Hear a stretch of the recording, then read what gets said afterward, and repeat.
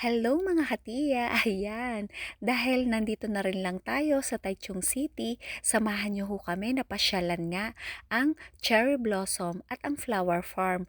Kung kayo ho ay nagtitipid, kayo ho ay sumakay lamang sa local train at bumaba dito sa Holy Station.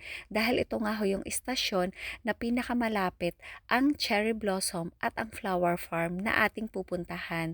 At ayan nga ho, mag-exit lang tayo dito sa Jiahu Road sa kanan at tayo nga ho ay sasakay ng taxi. Mura lang ho ang pagpasyal dito sa Taiwan basta sakay lang ho kayo ng tren at ng bus. Kaso dito ho sa istasyon ng Holy ay sasakay tayo ng taxi. Medyo may kamahalan din nga ho at ang isang arkela nga ay nasa 250 lalo na nga at tourist ang pinaka pambayad nila dito.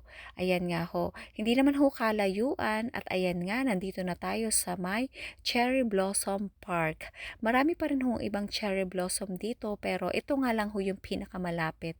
Kita nyo naman nga ho at ang daming ang tao dahil napakaraming dumarayo dito at nagagandahan talaga sila sa mga cherry blossom. Ayan, kahit naman ho ako ay talagang sobrang namamangha nga ho at natutuwa sa ganda talaga na ito.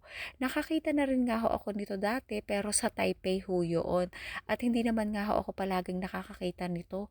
Siguro maka-4 na taon na ulit bago ako nakakita dahil hindi naman nga ho ako palaging lumalabas kapag ka nga ho winter. Buti na nga lang ho at medyo mainit ang panahon ngayon kahit medyo malamig ang hangin pero may araw naman ho ngayon.